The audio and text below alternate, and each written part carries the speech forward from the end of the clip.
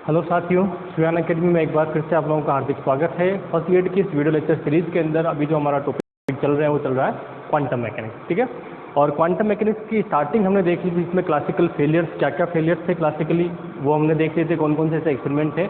और उस एक्सपेरिमेंट में के अंदर से जो है आपको मैंने ब्रॉड लेवल के ऊपर जो है फोटो इलेक्ट्रिक इफेक्ट जो है वो समझा दिया था कल। ठीक है, अब जो आज का नेक्स्ट टॉपिक हम आज कम से कम आप मान के चलिए कि जो बाकी फेलियर्स हैं उनको आज कवर करने की कोशिश करेंगे, क्योंकि फोटो इलेक्ट्रिक इफेक्ट आपका सीनियर सेकेंडरी का पोर्शन था और उसमें बहुत सी जो चीज़ें हैं थ्योरेटिकल क्वेश्चन बनने के चांसेस रहते हैं, तो हमने वहाँ पे वो थोड़ा अच्छे से किया है उसको। देन उसके बाद अब आते हैं नेक्स्ट हमारा जो टॉपिक जो रहेगा कॉम्पटन इफेक्ट और डेविसन जर्मर एक्सपेरिमेंट जो है। ठीक है, तो डेविसन जर्मर एक्सपेरिमेंट से पहले मैं आपको कॉम्पटन इफेक्ट जो है वो करवाना चाहूँगा। तो आज का हमारा जो टॉपिक रहेगा वो रहेगा कॉम्पटन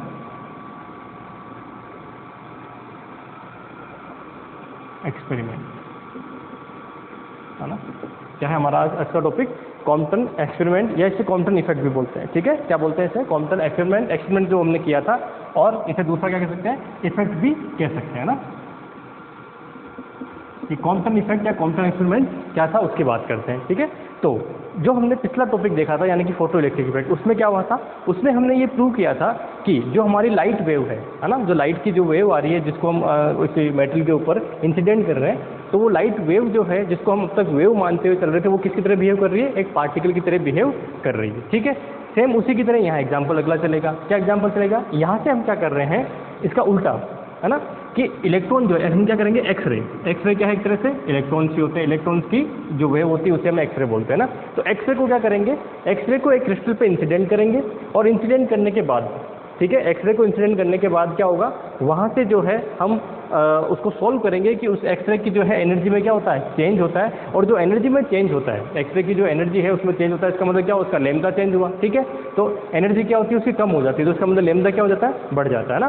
तो लेमदा जो बढ़ जाता है, लेमदा में जो शिफ्ट होता है, जिसे कॉम्पटन शिफ्ट हम बोलते हैं, ठीक है, वो शिफ्ट जो होता है, उस शिफ्ट को जो है एक्सपेरिमेंटली प्रूव करने के लिए जिन नियम का यूज़ करते हैं, जिस रूल्स का यूज़ करते हैं, वो ये है कि एक्सरे को हम क्या मानते हैं? एक्सरे को हम एक पार्टिकल मानते हैं। ठीक है, पार्टिकल मान के सॉल्यूशन करते हैं, और उस पार्टिकल के अंदर हम एनर्जी कंजर्वेशन, जैसे आपने देखा ना कि जब हम पार्टिकल्स की टक्कर की बात करते हैं आपस में ना, जब हम कोलिजन की बात करते हैं तो क्या लगाते हैं वहाँ पे? संवेग संरक्षण का नियम, यानी कि मोमेंटम कंजर्वेशन लॉ और एनर्जी कंजर्वेशन लॉ। ठीक है, तो मोमेंटम कंजर्वेशन लॉ और एनर्जी कंजर्वेशन किसके लिए लगता है? जब कोई पार्टिकल्स की टक्कर हो। देखो यहाँ क्या हो रहा है, यहाँ आपके पास जो क्रिस्टल है ना, एक क्रिस्टल है, तो क्रिस्टल में इलेक्ट्रॉन होंगे, तो इलेक्ट्रॉन एक पार्टिकल है, इधर से वेव आ रही है, ये इस पर टकरा रही है, तो इसका मतलब क्या हुआ? पार्टिकल और वेव के आपस में कोलिजन हो रहा है। उस पार्टिकल वेव के कोलिजन को सॉल्व करने के लिए हम किनका यूज करते हैं? मोमेंटम कंजर्वेशन लॉ और एनर्जी कंजर्वेशन लॉ का यूज करते हैं, जो सिर्फ पार्टिकल के लिए किया जाता है। ठीक है, तो इसका मतलब क्या हुआ?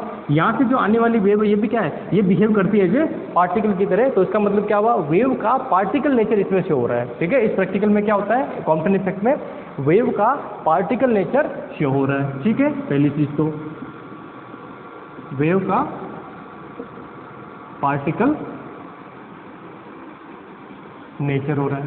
ठीक है, कौन सा नेचर हो रहा है? वेव का पार्टिकल नेचर जो है इस एक्सपेरिमेंट में शो होगा। ठीक है, चलिए एक सेकेंड में वेट करिए, 10 सेकंड लाना भूल गया।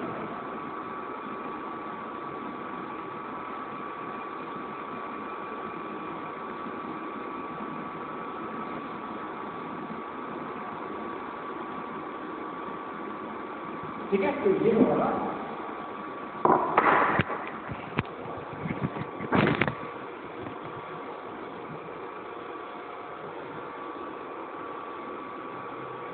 चलिए, तो कॉम्पटन इफेक्ट में क्या होगा आपको मैंने समझा दिया, बड़ा सिंपल सी केस है। ठीक है, इसमें क्या कर रहे हैं? एक्सरे को इंसिडेंट कर रहे हैं एक क्रिस्टल के ऊपर, और उसके बीच में हम जो लॉ यूज कर रहे हैं उनको सोल्व करने के लिए, वो कौन से कर रहे हैं? जो पार्टिकल के लॉ हैं, या जो हमारे पास बॉडी के जो लॉ होते हैं उनको, यानी कि एनर्जी कंजर्वेशन और मोमेंटम कंजर्वेशन का यूज कर रहे हैं। तो इसका मतलब उसको समझाने के लिए हम उसको पार्टिकल मान रहे हैं। किसको? एक्सरे को क्या मान रहे हैं? पार्टिकल मान रहे हैं। ठीक है, एक सिंपल सा फॉर्मूला इसके अंदर आएगा।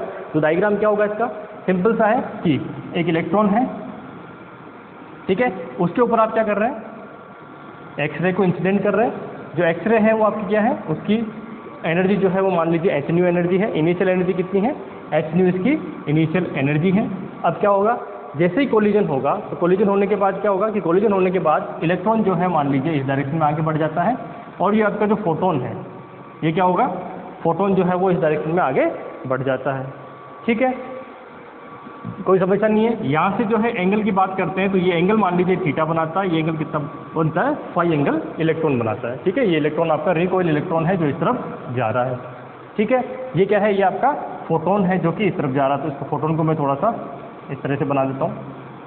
ठीक है, ये फोटोन जो है वो क्या कर रहा है, अपनी इनिशियल जो आपकी डायरेक्शन है उससे थीटा एंगल पे जो है वो प्रोजेक्ट हो जाता है, और देन इलेक्ट्रॉन जो है वो रिकॉइल होकर किस तरफ जाता है, फाई एंगल पे जो है इस तरफ चल जाता है। ठीक है, ये हमारा क्या है, अब इलेक्ट्रॉन तो लिया मैंने अभी क्रिस्टल की बात की, क्योंकि क्रिस्टल के अंदर है क्या, अल्टीमेटली इलेक्ट्रॉन ही क्रिस्टल के अंदर होते हैं। इलेक्ट्रॉन से क्या करता है, एक्सेल जाके टक्कर करती है। ठीक है, तो अब इसकी क्या हो गया, जब ये यहाँ से जा रहा है तो इसकी एनर्जी चेंज हो जाएगी। एनर्जी कितनी हो जाएगी, एच न्यू डेज, है ना, फ्रीक्वेंसी क्या होगी, कुछ ना कुछ इसकी चेंज हो जाएगी।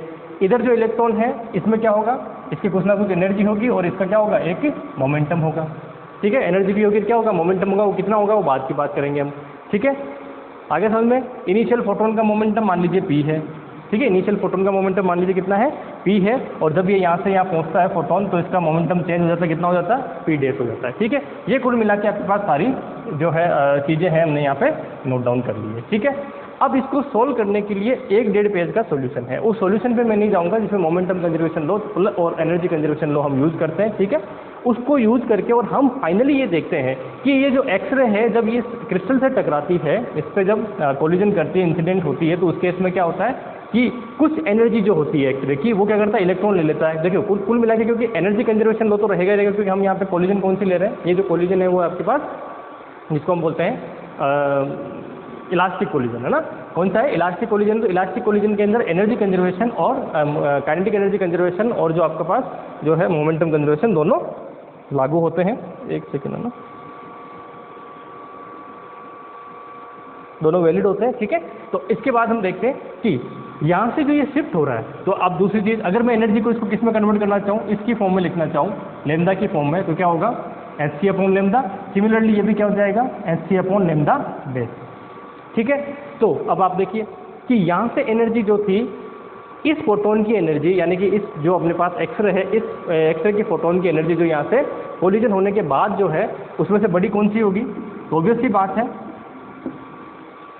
ई डे से वो कम होगी। क्यों होगी, क्योंकि कुछ एनर्जी किसने ले ली, इलेक्ट्रॉन ने ले ली। ठीक है, तो इसका मतलब क्या हुआ कि जो हमारा लेमदा है वो छोटा होगा किससे, लेमदा डेज से।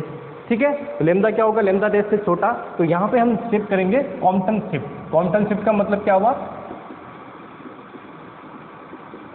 कॉम्पटन शिफ्ट का मतलब है कि इस लेमदा में कितना चेंजेज आया, तो उसे हम कहते हैं lambda delta lambda equal to lambda days minus lambda, यानी बड़े वाले में छोटे वाले को क्या करेंगे, माइनस करेंगे। और जब ये फाइंड आउट करते हैं हम लेमदा शिफ्ट, तो इसका जो फॉर्मूला आपके पास मिलता है ये बहुत इंपॉर्टेंट है, डायरेक्टली पूछा जाता है।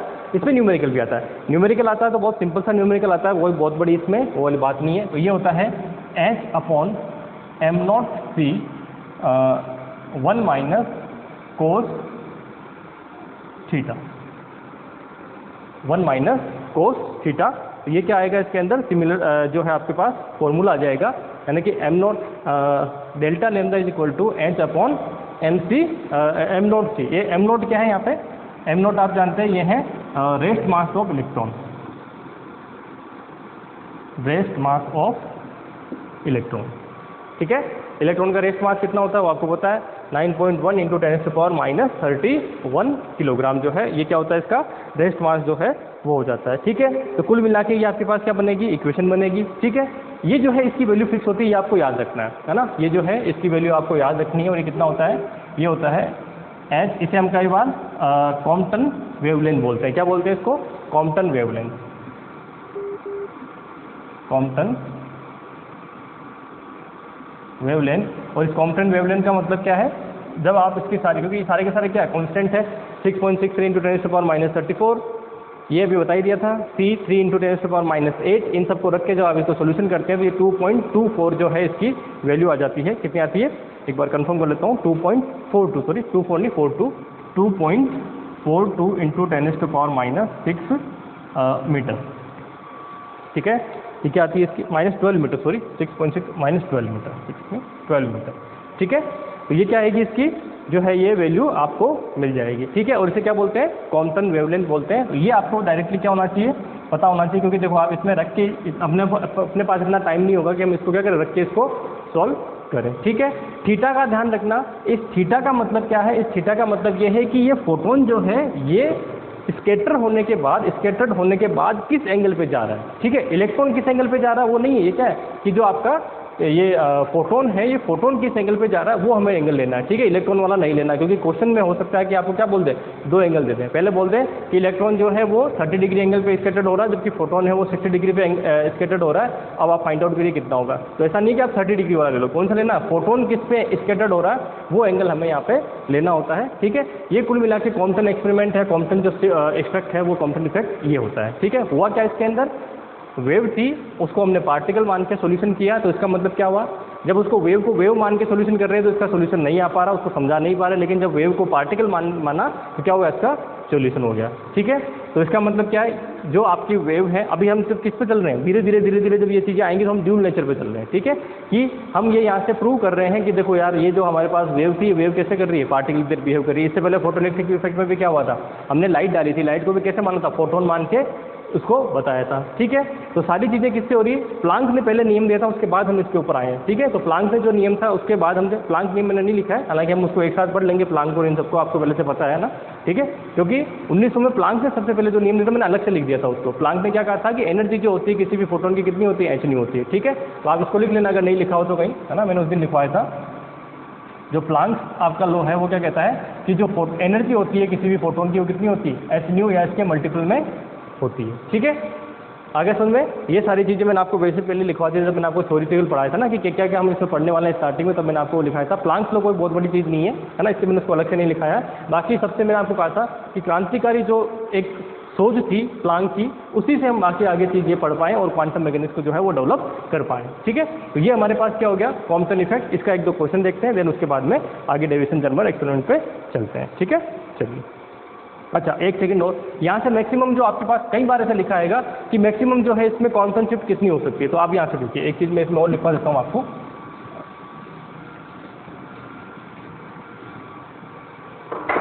वो जो फॉर्मूला है हमारे पास क्वांटम शिफ्ट का, ये है H/m0c। इसको मैं ऐसा करता हूँ लैम्ब्डा c बोल देता हूँ, ठीक है। इसको क्या बोलता हूँ, लैम्ब्डा c बोल देता हूँ, ठीक है। ये हमारे पास फॉर्मूला बना है ना। लैम्ब्डा c की वैल्यू आपके पास पता है 2.42 × 10⁻12 मीटर। देन उसके बाद यहाँ से देखिए, अब क्या है कि इसकी मैक्सिमम वैल्यू क्या हो सकती है, ठीक है। तो फॉर थीटा इक्वल टू, या इफ कर देते हैं, if theta equal to 0 degree, ठीक है। 0 डिग्री पे 90 डिग्री, सॉरी, इफ, हाँ 0 डिग्री मान लीजिए। If theta equal to 0 degree, then cos theta कितना हो जाएगा 1, तो delta lambda equal to lambda c 1 - 1 equal to 0। तो ये शिफ्ट कितनी हुई 0 पे। ये क्या होगी हमारे पास, ये होगी लैम्ब्डा मिनिमम। मिनिमम कितना हो सकता है, 0 हो सकता है, ठीक है। अब आता है मैक्सिमम वाली वैल्यू पे, ठीक है। तो if theta equal to 180 degree, ठीक है। थीटा इक्वल टू कितना है 180 degree, then cos theta equal to कितना हो जाएगा -1, ठीक है। तो लैम्ब्डा ये कितना आ जाएगा, तो आप देखिए लैम्ब्डा c, ठीक है, 1, ये माइनस माइनस किस में हो जाएगा प्लस में, तो कितना आ जाएगा 2 लैम्ब्डा c, और ये क्या होगा आपके पास मैक्सिमम वैल्यू, ठीक है। तो लैम्ब्डा शिफ्ट मैक्सिमम कितनी हो सकती है 2 टाइम्स ऑफ लैम्ब्डा c, यानी कि इसकी डबल हो सकती है। वो कितनी हो सकती है मैक्सिमम शिफ्ट, यानी कि हो सकती है इसके अलावा, यानी कि 0 और 2 लैम्ब्डा c के बीच में क्या होगी, जो भी शिफ्ट होगा वो किसके बीच में होगा, है ना। तो अगर मैं यहाँ लिख दूँ, कई बार ये डायरेक्टली पूछे जा सकते हैं, इसलिए मैं लिख रहा हूँ, ठीक है। 0 से लेके इसके बीच में हो सकती है 2 लैम्ब्डा c के बीच में जो है इसकी वैल्यू हो सकती है किसकी, लैम्ब्डा जो आपके कॉम्पटन शिफ्ट है उसकी वैल्यू जो है इसके बीच में हो सकती है, ठीक है। अब होगा क्या, क्वेश्चन क्या आएगा, देखिए बड़ा सिंपल से है। आपके पास ये फॉर्मूला है ना। तो इस फॉर्मूले में कई बार ऐसा होगा कि आपको थीटा नहीं देंगे, है ना, ध्यान रखना है ना दिमाग में, थीटा नहीं देंगे, वहाँ ये कहेंगे कि लैम्ब्डा शिफ्ट मैक्सिमम हो रही है। तो इसका मतलब क्या है कि आपको अल्टीमेटली ये वैल्यू गिवन है, ठीक है। मैक्सिमम होने का मतलब क्या है, मैक्सिमम होने का मतलब ये है कि आपको थीटा है वो 180 डिग्री दे रखा है ऑलरेडी, ठीक है। जब भी आपको कहा गया है कि मैक्सिमम है तो इसका मतलब थीटा कितना दे रखा है 180 डिग्री दे रखा है। तो कन्फ्यूज नहीं होना कि जब आप इस फॉर्मूले को यूज करोगे यार इसमें मुझे जो है वो थीटा नहीं दिया हुआ है, तो आप दिमाग में रखें कि अगर मैक्सिमम कॉम्पटन शिफ्ट है तो इसका मतलब क्या है थीटा इक्वल टू कितना है 180 डिग्री। अगर क्वेश्चन में ये लिखा आता है मैक्सिमम कांस्टेंट शिफ्ट तो इसका मतलब थीटा इक्वल टू कितना है 180 डिग्री होता है। और ये क्वेश्चन आपको 100% है इसी तरह से दिया जाएगा, ये जानने के लिए कि आपको इसका कंसेप्ट पता है या नहीं। ठीक है, सिर्फ उलझाने के लिए।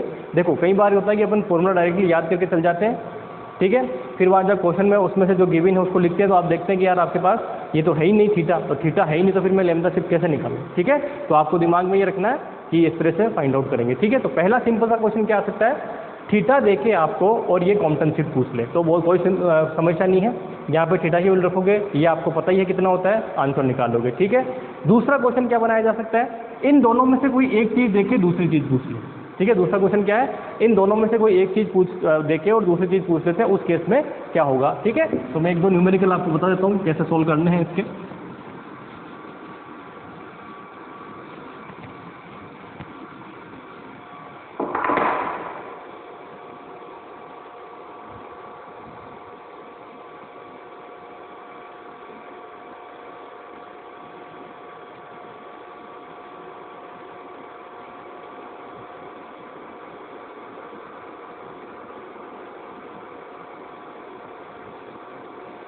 चलिए ये क्वेश्चन देखिए, इस क्वेश्चन को हम सोल्व करते हैं। क्वेश्चन है high energy photon x gamma ray है ना, high energy photon gamma ray. Question है हाई एनर्जी कौन सी है, high energy photon gamma ray.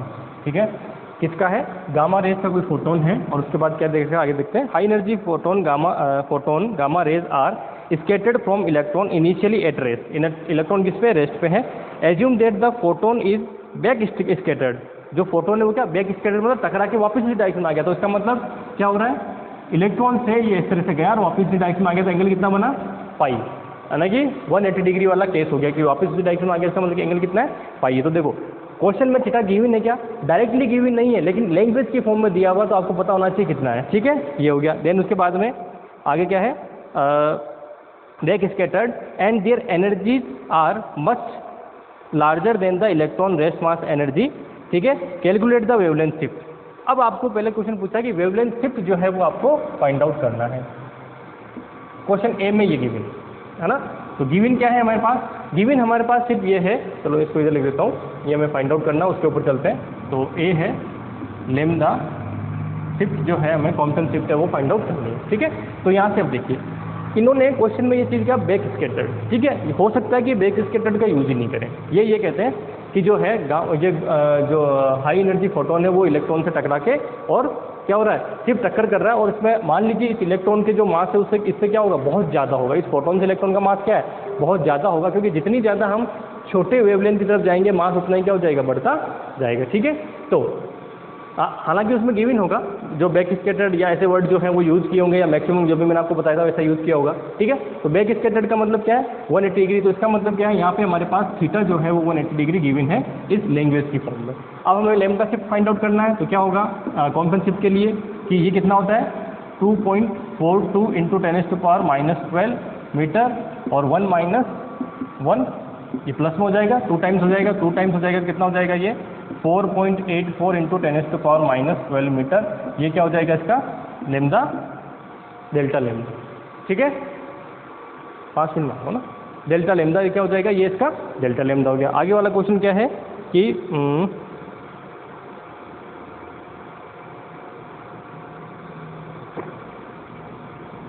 चलिए यही पूछा गया इसमें सिंपल सा, तो ये हमने क्वेश्चन यहाँ से कर दिया है। ठीक है, इसी क्वेश्चन में मान लीजिए गिवन ये होता, ठीक है, कि जो फोटोन है ना, फोटोन की जो है वो वेवलेंथ गिवन होती। मान लीजिए मैं अपने हिसाब से ले लेता हूँ क्वेश्चन, क्योंकि जो बन सकता है वो मैं क्वेश्चन ले रहा हूँ, इसमें गिवन नहीं है अभी अपने को। तो क्या करते हैं कि मान लीजिए इसमें क्वेश्चन में ये गिवन होता कि जो फोटोन है उसकी जो वेवलेंथ है वो आपके पास ये दे रखी है, ये है हमारे पास गामा है ना, गामा है तो ये चल जाएगा वेवलेंथ,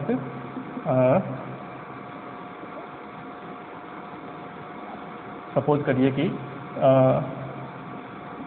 10.42 इंटू 10⁻⁻, या -11।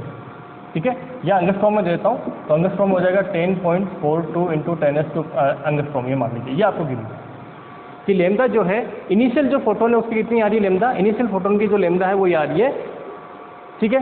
अब हमने पूछ लिया कि ये स्कैटर्ड होने के बाद जो फोटोन है उसकी वेवलेंथ कितनी होगी, ठीक है। तो हम क्या जानते हैं, यहाँ से जानते हैं कि delta lambda is equal to lambda minus lambda dash minus lambda, ठीक है। तो इसका मतलब क्या हुआ, इसका मतलब हुआ कि लेमदा डैश आपको फाइंड आउट करना है, तो लेमदा डैश कितना हो जाएगा, ये हो जाएगा लेमदा प्लस डेल्टा लेमदा। तो लेमदा कितना है 10⁻, चलिए इसको कर देते हैं 0.24 इंटू 10⁻−10 प्लस ये कितना है 4.84 इंटू 10⁻−12, ठीक है। -12 को आगे लाएंगे तो कितना हो जाएगा 1.42 इंटू 10⁻−10 प्लस ये हो जाएगा 0.0484 इंटू 10⁻10, तो कुल मिला के हो गया 10.4, ये हो जाएगा 684 इंटू 10⁻10, ठीक है, मीटर में। ये इसका क्या हो जाएगा आंसर, एंगस्ट्रॉम में लिखोगे तो क्या हो जाएगा, अगर इससे आगे वाले को छोड़ देते हैं तो करीब करीब ये हो जाएगा 10.47 एंगस्ट्रॉम, ठीक है। 8 से ये कितना हो जाएगा, एक बढ़ जाएगा, ये आंसर जो है आपके पास ये वाला मिल जाएगा, ठीक है। तो कितना शिफ्ट हो गया, ये आपके पास फाइनल इसका आंसर हो जाएगा, ठीक है। कुछ छोड़ दिया गया, एक सेकेंड है ना, 47 है, 6 नहीं है 47 है ना, तो ये कितना हो जाएगा 10.47 एंगस्ट्रॉम में जो इसका आंसर हो जाएगा, ठीक है। इसके अलावा आपके कॉम्पटन शिफ्ट का कोई क्वेश्चन नहीं बनेगा, ठीक है। या तो आपको डायरेक्टली कॉम्पटन शिफ्ट पूछ लेंगे, ठीक है, या आपको क्या पूछ लेंगे डायरेक्टली जो है कॉम्पटन शिफ्ट के बाद में अभी इसमें ये लेमदा डैश के लिए बना है, क्वेश्चन उल्टा कर सकते हैं। ये क्या कर सकते हैं, यहाँ पर 10.42 दे दिया और ये पूछ लिया आपको, अब फाइंड आउट करिए, तो ये क्या होगा, फिर थोड़ा सा इसमें चेंजेस हम लोग कर देंगे और इससे ज़्यादा हमें कोई ज़्यादा टेंशन लेने की ज़रूरत है नहीं इसके अंदर, ठीक है। कोई समस्या नहीं है यहाँ तक। दिमाग में क्या रखना है, ये जो वैल्यू है इसको दिमाग में जरूर रखना है कि H अपॉन एक तो फॉर्मूला, ठीक है, फॉर्मूला क्या है, delta lambda equal to H upon m naught c और आगे उसमें ब्रैकेट में 1 माइनस कोस थीटा। वो जो थीटा है वो कौन सा है, फोटोन किस एंगल से स्कैटर्ड हो रहा है उसे हम थीटा कहेंगे, न कि इलेक्ट्रॉन को, ठीक है। दूसरा, बैक स्कैटर्ड या मैक्सिमम वाली वैल्यू जब आती है तो इसका मतलब थीटा कितना होगा, 180 डिग्री वाला होगा आपके पास, ठीक है, ठीक है। तो फॉर्मूला आपको डायरेक्टली पूछा जा सकता है, उसकी वैल्यू पूछी जा सकती है, ठीक है। या ये कहा जा सकता है कि अगर थीटा इक्वल टू 90 डिग्री है तो कितना होगा, तो थीटा इक्वल टू 90 डिग्री पे वैल्यू कितनी आ जाएगी, delta lambda equal to H upon m naught c, क्योंकि यहाँ कितना आएगा 1 माइनस कोस थीटा 90 कितना हुआ 0, तो कितना आ जाएगा, यही आपके पास वैल्यू मिल जाएगी, ठीक है। तो ये जो फॉर्मूले में ये कांस्टेंट आ रहा है H upon m naught c, ये बड़ा इंपॉर्टेंट है, इस पर थोड़ा सा फोकस रखें, इसकी वैल्यू जो है वो डायरेक्टली याद रखें, क्योंकि नहीं तो कैलकुलेशन करने बैठेंगे ना ये फाइंड आउट करने के लिए तो बड़ी समस्या होने वाली है आपको वहाँ पे, क्योंकि हमारे पास इतना टाइम है नहीं, हम 1 मिनट से ज़्यादा किसी भी क्वेश्चन को एवरेज नहीं दे सकते, है ना, ठीक है। तो ये हमारे पास जो है कॉम्पटन शिफ्ट से रिलेटेड जो चीज़ें थी वो हो गई है ना। इसके अंदर एक जो चीज़ है, अब आगे जो एक आपके पास डेविएशन जर्मर एक्सपेरिमेंट बचता है और एक बचता है आपके पास पेयर प्रोडक्शन, ठीक है। तो पेयर प्रोडक्शन मैं पहले लेता हूँ, डेविएशन जर्मर एक्सपेरिमेंट को जो है हम लोग बाद में देखते हैं ना। पहले पेयर प्रोडक्शन देख लीजिए कि पेयर प्रोडक्शन क्या होता है। यानी कि कोई फोटोन है, हमने क्या देखा है, आइंस्टीन का जो आइंस्टीन ने जो इक्वेशन दी थी, क्या इक्वेशन दी थी क्वेश्चन में देखिए,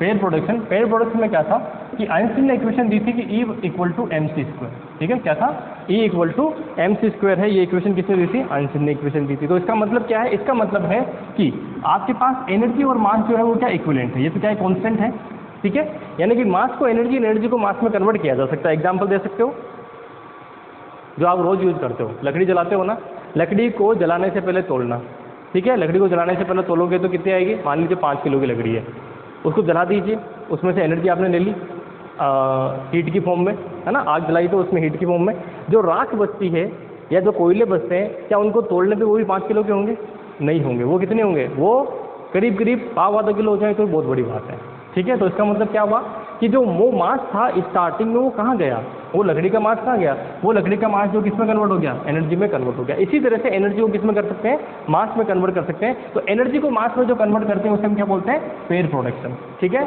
एनर्जी को जब हम मास में कन्वर्ट करते हैं उसे क्या बोलते हैं, पेयर प्रोडक्शन बोलते हैं। और इसमें होता क्या है कि अगर आप कोई एक एनर्जी यानी कि कोई फोटोन लेते हैं h, तो ये क्या करेगा, ये h फोटोन जब पेयर प्रोडक्शन करेगा तो पेयर में एक पार्टिकल और एक एंटी पार्टिकल, दो चीज़ें हमेशा बनती है, ठीक है। एक क्या बनता है, पार्टिकल, एक बनता है एंटी पार्टिकल, ठीक है।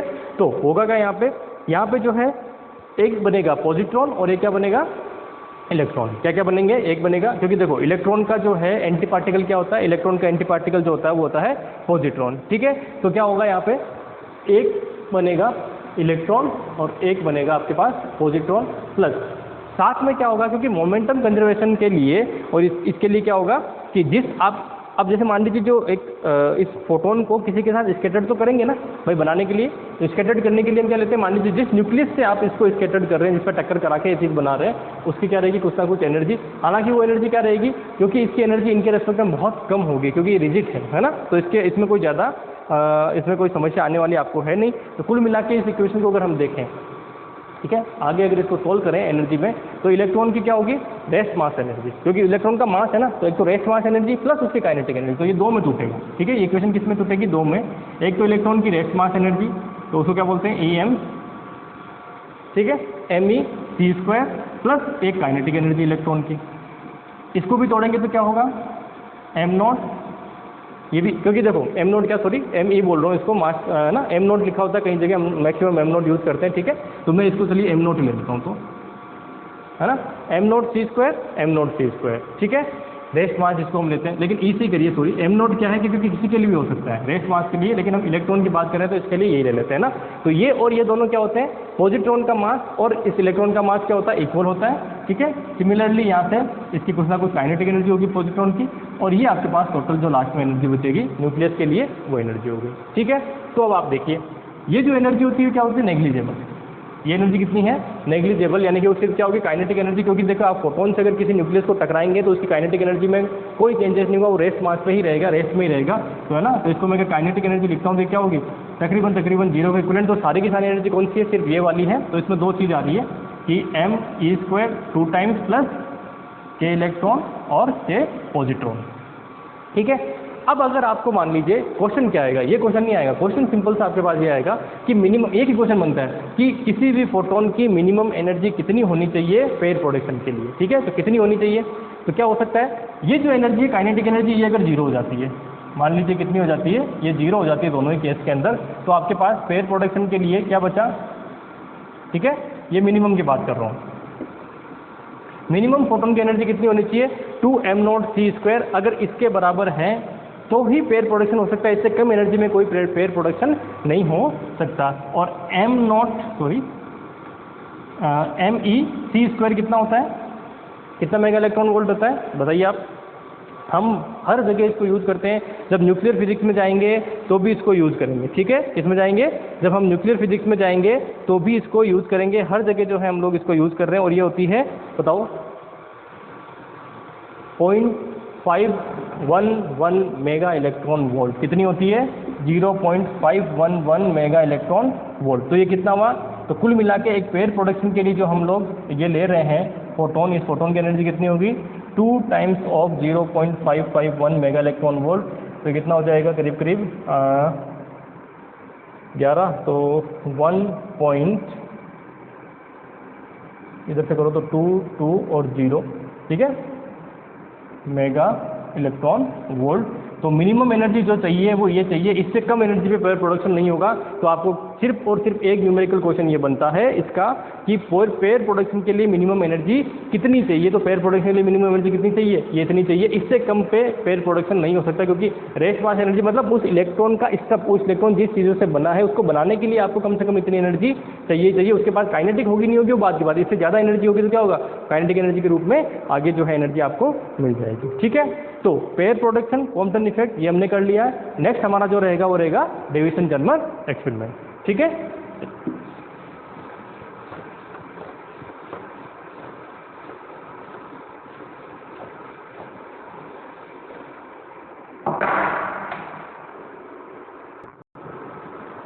चलिए, तो दो जो हमारे पास इफेक्ट थे, पेयर प्रोडक्शन और कॉम्पटन इफेक्ट, वो हमने देख लिया इसके अंदर।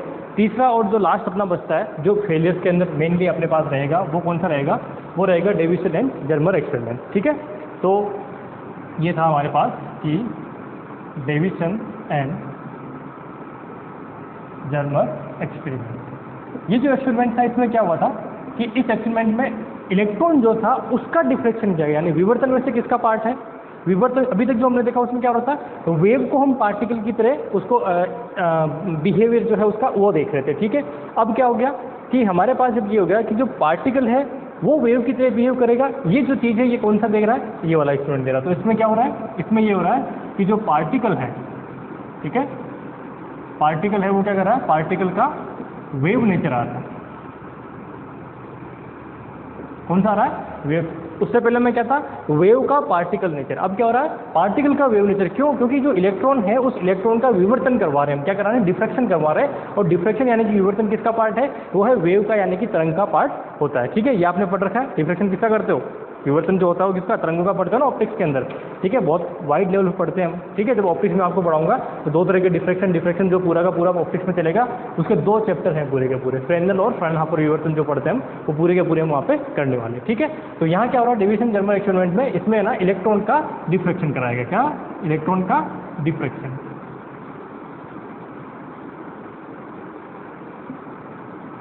इलेक्ट्रॉन का क्या हुआ, डिफ्रैक्शन, ठीक है। तो इलेक्ट्रॉन का जब डिफ्रैक्शन हम पढ़ते हैं तो कैसे होगा, तो क्या होगा इसके अंदर, एक हम इलेक्ट्रॉन की बीम लेते हैं, ये आपके पास इलेक्ट्रॉन गन होगा। इस इलेक्ट्रॉन गन से क्या करते हैं, इलेक्ट्रॉन की एक बीम जो होती है, और ये बीम क्या करती है, किसी क्रिस्टल के ऊपर, ठीक है। ये हमारे पास कोई क्रिस्टल है, ये क्रिस्टल होता है निकल का, इसका होता है निकल का क्रिस्टल होता है। इस निकल के क्रिस्टल के ऊपर हम क्या करते हैं, इलेक्ट्रॉन की बीम इसे लगाते हैं, और उस बीम का क्या करते हैं, अलग अलग एंगल पे, यहाँ पे एक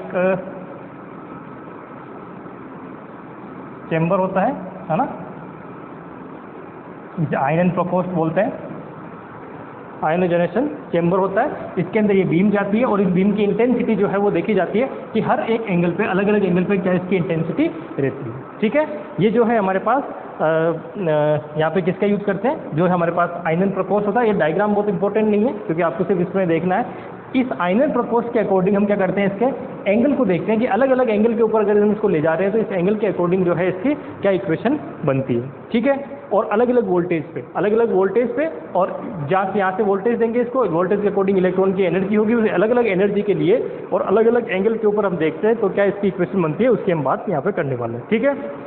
तो होता क्या नॉर्मली कि जब हम 54 वोल्ट और 50 उसकी बात करते हैं, है ना, 54 वोल्ट यानी कि 54 वोल्ट पे, और एंगल कितना देखें, अगर 50 डिग्री के एंगल पे देखें तो आपको मैक्सिमम वो जो है वैल्यू मिलती है, ठीक है। और कुछ इस तरह का एक ग्राफ बनता है इसके अंदर, ये इस तरह से, ठीक है। कितना एंगल बनता है, 50 डिग्री एंगल के ऊपर जो है आपके पास कुछ इस तरह का एक ग्राफ इसके अंदर बनता है ना।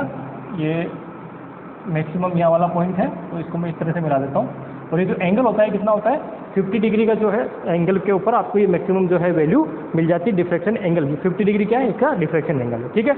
अब डिफ्रैक्शन की जब हम बात करते हैं तो कौन सा यूज़ करते हैं इक्वेशन, तो हम यूज़ करते हैं जब आपको वो सॉलिड स्टेट फिजिक्स पढ़ेंगे तो उसका सबसे बेसिक स्टार्टिंग हम जब जाते हैं क्रिस्टल की संरचना के ऊपर, क्रिस्टल जो है स्ट्रक्चर के ऊपर, तो हम सबसे पहले इक्वेशन वहाँ जो पढ़ते हैं वो होती है ब्रेग इक्वेशन, ठीक है। तो जो ब्रेग इक्वेशन है वो ब्रेग इक्वेशन क्या होती है, वो होती है 2d sin theta equal to n lambda, ठीक है। 2d sin theta equal to n lambda. तो क्रिस्टल क्या है, उसमें जो भी निकल है, निकल के क्रिस्टल होंगे, उसमें क्या होंगे, एटम्स, यानी जिसको जालक हम बोलते हैं, लेटिस बोलते हैं, लेटिस के अंदर क्या होंगे, ठीक है।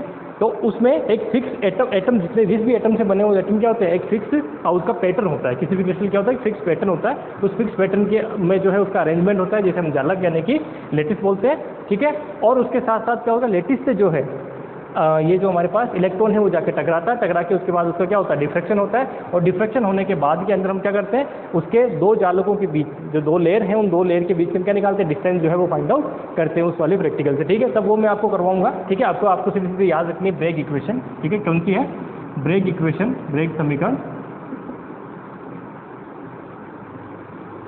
Bragg equation. और ब्रेग इक्वेशन क्या होती है, 2d sin theta equal to n lambda, ठीक है। 2d sin theta equal to n lambda जो है ये क्या होती है, आपकी ब्रेग इक्वेशन होती है, ठीक है। चलिए, जब यहाँ से इसको सॉल्यूशन करते हैं, ठीक है, और अगर हम 54 वोल्ट के लिए इलेक्ट्रॉन के लिए अगर डी ब्रोगली वो फाइंड आउट करते हैं n इक्वल टू 1 के लिए, ठीक है, n इक्वल टू 1 के लिए अगर ये फाइंड आउट करते हैं तो इसके अंदर जो लैम्डा आता है आपके लिए, ठीक है, वो लैम्डा कितना था, बस ये फॉर्मूला आपको डायरेक्टली याद रखना है। और ये फिक्स फॉर्मूला है, ये होता है 12.27/√v, ठीक है। तो ये जो इक्वेशन है ये इंपॉर्टेंट है, ये इंपॉर्टेंट नहीं है अभी आपके लिए, ठीक है। ब्रेग इक्वेशन से हमें यहाँ कोई लेने देना नहीं है, हमें लेने देना किससे, इस वाले से कि लैम्डा इक्वल टू 2.27, अच्छा 2.27 है ना, ये वाली वोल्टेज आपको गिवन है। और अगर ये मान लीजिए 54 वोल्ट की बात हम करें, जो कि नॉर्मली इसमें देखा गया है 54 वोल्ट पे 50 डिग्री एंगल पे क्या होता है, मैक्सिमम आपको मिलता है, ठीक है, मैक्सिमम जो है यहाँ पे मिलेगा आपको। और इसके लिए अगर हम फाइंड आउट करना चाहते हैं इक्वेशन में, है ना, तो आपको ये कितनी होती है,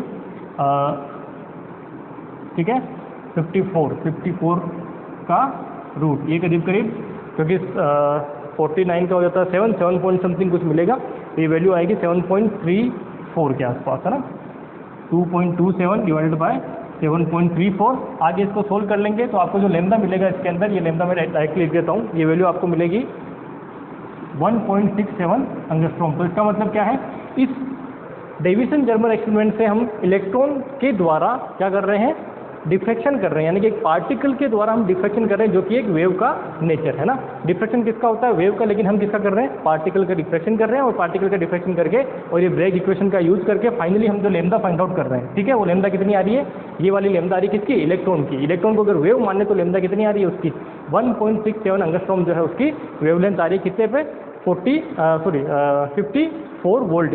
अब ये वोल्टेज चेंज होगा, उसके अकॉर्डिंग क्या होगा, आपका ये चीज़ चेंज होती रहेगी, तो आपको एक फिक्स वोल्टेज देके और आपको ये वेवलेंथ पूछी जा सकती है डेविसन जर्मन एक्सपेरिमेंट के अंदर। और इस एक्सपेरिमेंट में कुछ भी नहीं, ठीक है। ये एक्सपेरिमेंट क्यों किया गया, ये सिर्फ ये दिखाने के लिए किया गया कि जो भी पार्टिकल है उसका वेव नेचर होता है। इससे पहले वाले प्रैक्टिकल में क्या हुआ था, जो भी वेव है उसका क्या होता है, पार्टिकल नेचर होता है, ठीक है। तो इतने सारे एक्सपेरिमेंट हो गए, जब इतने सारे एक्सपेरिमेंट हो गए तो उसके बाद ये डिसाइड किया गया कि हाँ, कि यहाँ कुछ ना कुछ क्या है, गड़बड़ है। जो अभी तक हमने फिजिक्स पढ़ी है, जितने भी नियम हमने क्लासिकली बनाए हैं, उनमें कुछ ना कुछ प्रॉब्लम है। इस जो हमारे बनाए गए नियम या जो चीज़ें हैं उनसे हम इसको सॉल्व जो है वो नहीं कर सकते, ठीक है। कोई काम था क्या, कौन सी, वहाँ से देख लो, ठीक है। तो ये कुल मिला के आपके पास इक्वेशन समझ में आ गया। तो हमने जितने भी 5 प्रैक्टिकल अभी तक हमने देखे हैं, ठीक है। पेयर प्रोडक्शन वो एक प्रैक्टिकल नहीं है, उसको आप थोड़ा सा याद रख लीजिए कि भाई मिनिमम, क्योंकि देखो पेयर प्रोडक्शन जो है वो बेसिकली जो आपके हैं वो है रिलेटिविस्टिक क्वांटम मैकेनिक्स का पार्ट, ठीक है। किसका है, रिलेटिविस्टिक क्वांटम मैकेनिक्स, जो आप एमएससी में जाके या उसके हायर जो आपकी एमएससी वाली है ना, एमएससी फाइनल में जब आप एडवांस क्वांटम मैकेनिक्स पढ़ते हैं तो वहाँ का पोर्शन है। तो वहाँ से मैंने वो सिर्फ इसलिए लिखाया था एक पोर्शन कि एक तो इक्वेशन आपको डायरेक्टली पूछ जाती है, तो कोई बहुत बड़ी बात नहीं है, हर जगह आप इक्वेशन आती है। दूसरा एक फॉर्मूला जो मैंने आपको लिखाया था वहाँ, यह एक वो जो वैल्यू लिखवाई थी कि मिनिमम कितना आपको वो चाहिए होता है ना, वो वाली चीज़ होगी, ठीक है।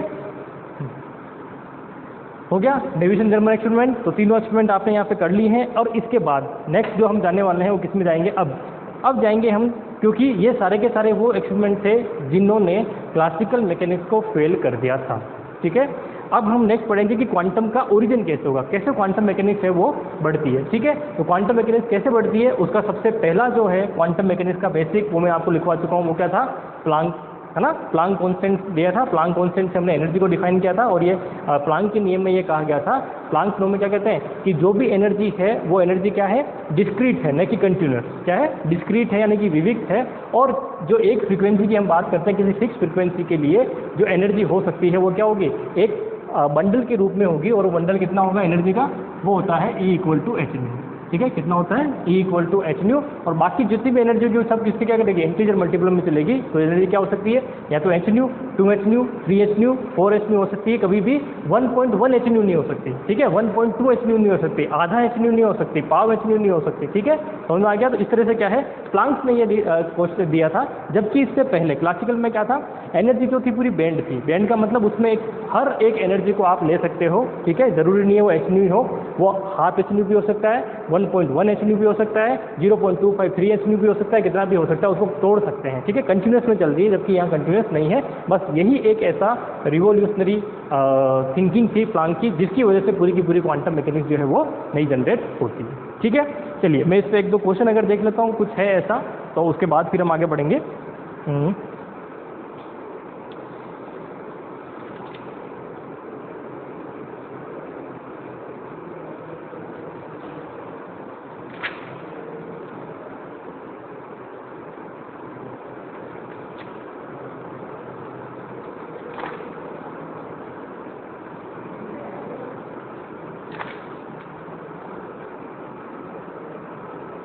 चलिए, इसमें तो कोई क्वेश्चन है नहीं डेविसन जर्मन में, बस ये एक ही फॉर्मूला था जो मैंने आपको लिखवा दिया है। और वैसे अगर आप इसमें वैल्यू फाइंड आउट कर सकते हैं। अच्छा मैंने आपको डी की वैल्यू भी, तो वो तो खैर आपने आ जाएगा। ब्रेक समीकरण जो है इसके बारे में दे रखा है, लेकिन ब्रेक समीकरण अपन क्या करेंगे, जब अपने सॉलिड स्टेट फिजिक्स पढ़ेंगे तो उसमें पूरा अलग से इसका डेरिवेशन करके देखेंगे, तो वो वहाँ पे मैं आपको सारा करवाऊंगा। अभी इसमें ज़्यादा करने की जरूरत नहीं, बस आपको सिर्फ दिमाग में क्या रखना है, ये वाली जो चीज़ है कि इलेक्ट्रॉन का डिफ्रेक्शन जो होता है वो किसमें होता है। तो यहाँ से थ्योरेटिकल क्वेश्चन भी बन सकता है और न्यूमेरिकल भी। न्यूमेरिकल तो यहाँ से बनेगा ही बनेगा, सिंपली ये है जो, ठीक है। और थ्योरेटिकल क्वेश्चन जो है आपके वो क्या बन सकता है कि इलेक्ट्रॉन का डिफ्रेक्शन, यानी कह सकते हैं कि जिसमें पार्टिकल का वेव नेचर किसमें शो होता है। देखो है ना, क्वेश्चन क्या बन सकता है कि पार्टिकल का वेव नेचर किसमें शो होता है। पहला क्वेश्चन ऑप्शन में क्या आ गया, फोटोइलेक्ट्रिक इफेक्ट, उसमें नहीं होता, ठीक है, क्योंकि उसमें वेव का पार्टिकल नेचर होता है। कौन सा इफेक्ट, वेव का पार्टिकल नेचर, ठीक है। डेविएशन जर्मर एक्सपेरिमेंट, इसमें क्या है, पार्टिकल का डिफ्रेक्शन, तो इसका मतलब क्या हुआ, पार्टिकल का वेव नेचर जो है वो इसके अंदर आ रहा है आपके पास, ठीक है। ये दिमाग में आप रखेंगे थ्योरेटिकल। न्यूमेरिकल में क्या ध्यान रखेंगे, ये वाले कि लेमडा इक्वल टू कितना होता है 12.27 डिवाइडेड बाय रूट वी, ये आपको क्या हो जाएगा, इसका वैल्यू हो जाएगी, ठीक है। हो गया यहाँ तक कंप्लीट।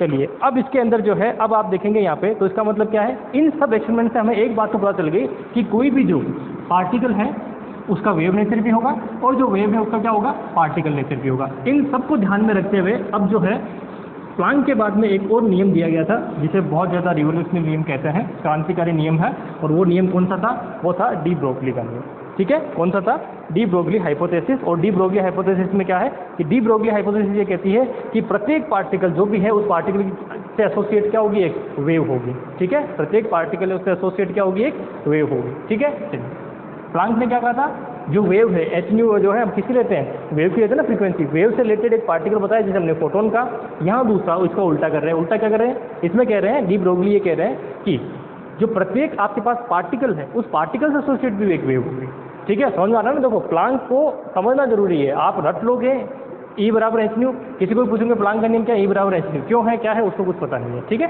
दिमाग में क्या रखना है कि प्लांक ने ये कहा था कि जो वेव है, क्योंकि सबसे पहले फेल कहाँ हुआ थी क्लासिकल मैकेनिक्स, सबसे पहले फेल हुई थी क्लासिकल मैकेनिक्स, वो हुई थी ब्लैक बॉडी रेडिएशन में, और वो किसका पार्ट है, वो है वेव का पार्ट, क्योंकि वहाँ पे क्या थर्मल रेडिएशन निकल रही है, ठीक है। तो रेडिएशन क्या है, रेडिएशन जो थी वो वेव थी, वेव को लेके चल रहे हैं तो हम उसको कंप्लीटली समझा नहीं पा रहे हैं। लेकिन जैसे ही हमने क्या किया, वहाँ से उसको पार्टिकल माना, जिसपे प्लांक ने कहा था कि वेव नहीं, वेव को क्या मानो, पार्टिकल मानो, पार्टिकल भी कौन सा, फोटोन मानो, उसकी एनर्जी भी उन्होंने दे दी थी, ठीक है। उसके बाद वो जो है अपने प्लांक के नियम से जब चलते हैं तो ब्लैक बॉडी रेडिएशन को कंप्लीटली अच्छे से समझा पाते हैं, ठीक है। तो इसका मतलब क्या हुआ, प्लांक के नियम में क्या हो रहा है, वेव का पार्टिकल नेचर से हो रहा है। वैसे इन्होंने ये कहा कि अच्छा ऐसा है कि वेव का पार्टिकल नेचर है, तो डी ब्रोगली ने कहा तो ऐसा क्यों नहीं हो सकता कि पार्टिकल का वेव नेचर हो, ये भी तो पॉसिबल है, और एक्सपेरिमेंट में हो भी रहा है। इलेक्ट्रॉन डेविएशन जर्मर एक्सपेरिमेंट ये हो भी रहा है कि इलेक्ट्रॉन पार्टिकल है, लेकिन दिखा कैसे रहा, वेव की तरह ट्रीट कर रहे हैं हम उसको, ठीक है। तो अगला जो नियम आता है वो आता है de Broglie, de Broglie hypothesis. अब डी ब्रोगली हाइपोथेसिस क्या है, डी ब्रोगली हाइपोथेसिस ये कहती है कि जो भी एक पार्टिकल है जिसमें मास है या जिसका मोमेंटम है, ठीक है, कोई भी पार्टिकल जिसका मास या मोमेंटम है उससे एसोसिएट क्या होगी, एक वेव होगी, और उस वेव की जो लेंथ होगी यानी कि वेवलेंथ होगी वो कितनी होगी, वो होगी h अपॉन पी के इक्वल। कितनी होगी, h अपॉन पी के इक्वल क्या होगी उसकी, है ना। तो क्या है, कोई अगर पार्टिकल है तो उस पार्टिकल से एसोसिएट, अगर उसका मास कितना है, उसका मोमेंटम कितना है, p equal to m v है, ठीक है। तो इसका मतलब क्या होगा, उससे एसोसिएट क्या होगी, एक वेवलेंथ होगी, और वेवलेंथ कितनी हो जाएगी, वो हो जाएगी lambda equal to h upon p, या इसको आगे और सोल्व करते हैं तो h अपॉन एम वी, ठीक है। जो भी आपको गिवन है उसके अकॉर्डिंग क्या हो जाएगी, ठीक है। ये कौन सी होगी, इसे बोलते हैं डी ब्रोगली वेवलेंथ। क्या बोलते हैं, डी ब्रोगली वेवलेंथ जो है वो पार्टिकल की होगी, ठीक है। कुछ पार्टिकल्स की जो है वेवलेंथ हम फाइंड आउट कर लेते हैं, ठीक है। अब सपोज करिए कि ये जो वेवलेंथ, अब इसके बारे में देखते हैं कि इसका मतलब क्या है, प्रत्येक पार्टिकल जिसमें मास है, तो मुझे मास है, आप में मास है, तो आपसे एसोसिएट क्या होगी, एक वेव होगी। तो इसका मतलब क्या है, वेव कैसे चलती है, इस तरह से, ये है वेव। अब आप इस चीज़ को समझिए कि अगर मान लीजिए मैं आपकी या मेरी वेव की बात करता हूँ, यानी कि मैं वेव हूँ या आप वेव हैं, तो आप जब चल रहे हैं तो ये कह रहा है, ये डी ब्रोगली भाई साहब कह रहे हैं कि आपके साथ एक वेव चल रही है, ठीक है। इसका मतलब आप एक पार्टिकल हैं लेकिन बिहेव किसकी तरह करेंगे, वेव की तरह बिहेव करेंगे। तो आप करते हैं क्या, जब आप चलते हैं तो क्या वेव की तरह ऐसे चलते हैं क्या, नहीं चलते, तो फिर वेव कैसे हुई हमारी, ठीक है। तो देखिए इसके अंदर यहाँ सब कुछ जो डिपेंड कर रहा है वो किस पे डिपेंड कर रहा है, इस एच पे। ये बहुत ही ज़्यादा खतरनाक चीज़ है, ये जो एच है ये बहुत ही ज़्यादा खतरनाक है। ये चीज़ डिसाइड करती है एच, क्वांटम मैकेनिक्स और क्लासिकल मैकेनिक्स का जो एक बीच की दीवार है, वो दीवार कौन सी है, ये एच है, ठीक है। क्वांटम मैकेनिक्स और क्लासिकल मैकेनिक्स के बीच की दीवार क्या है, एच। अगर एच के कंपेरेबल कोई वेव आपके पास कोई भी फिजिकल क्वांटिटी है, ठीक है, एच के कंपेरेबल का मतलब, एच के कंपेरेबल का मतलब क्या है, आप देखिए एच किस में होता है, तो करीबन करीबन आप देखें तो 10⁻⁻34, यानी कि इस रेंज में अगर कोई चीज़ है तो वो क्वांटम मैकेनिक्स में होगी, वो क्वांटम मैकेनिक्स को फॉलो करेगी। और इससे आसपास नहीं है, इससे बहुत ज़्यादा बड़ी चीज़ है तो वो कौन सी फॉलो करेगी, क्लासिकल मैकेनिक्स। अगर मैं मेरे द्रव्यमान की बात करता हूँ, मैं कितने किलो का हूँ, 60 kg का हूँ, मैं वेलोसिटी कितनी हो सकती है, ज़्यादा से ज़्यादा मैं दौड़ के जाऊँ तो भी 100 किलोमीटर पर सेकेंड, ठीक है, 100 मीटर पर सेकेंड मान लीजिए, इससे ज़्यादा नहीं भाग सकता, 100 मीटर तो बहुत होती है, 100 मीटर पर सेकेंड या 100 क्या 10 मीटर पर सेकेंड भाग लूँ तो ये बहुत बड़ी बात है, 10 मीटर पर सेकंड भाग लूँ तो ये बहुत बड़ी बात है। लेकिन मेरी मान लीजिए हुसैन बोल्ट से भी ज़्यादा भागता हूँ तो 100 मीटर पर सेकंड में भाग सकता हूँ, ठीक है। उसके अकॉर्डिंग अगर मैं देखूँ, यहाँ से मेरी लेमदा कितनी आएगी, लेमदा आएगी एच कितना है, इसको मैं 34 में लिख लेता हूँ, ठीक है, इसको मैं 100 किलो कर लेता हूँ। अपन तो बड़ी से बड़ी मानते हैं, इसको मैंने कितना कर लिया, 100 किलो कर लिया। अब 100 किलो कर लिया तो वेव कितनी हो गई, 100 × 100 कितना हुआ, 10⁻⁴, ऊपर जाएगा तो कितना हो जाएगा, 38, है ना, कितना हो गया, 38। अब आप सोचिए कि वेवलेंथ कितनी आएगी, 10⁻⁻38 मीटर। आप सोचिए वेवलेंथ का मतलब क्या होता है, ये यहाँ से यहाँ तक की डिस्टेंस, ये डिस्टेंस कितनी होनी चाहिए, 10⁻⁻38 मीटर। तो आप बताइए कितनी होगी ये भाई, 10⁻⁻10 जिसको हम अंगस्ट्रॉम बोलते हैं, वो तो एक एटम की साइज होती है, जिसको भी हम नंगी आंखों से क्या आज तक नहीं देखा होगा किसने भी, सिर्फ महसूस किया है एक्सपेरिमेंट के करके, ठीक है, देखा नहीं है।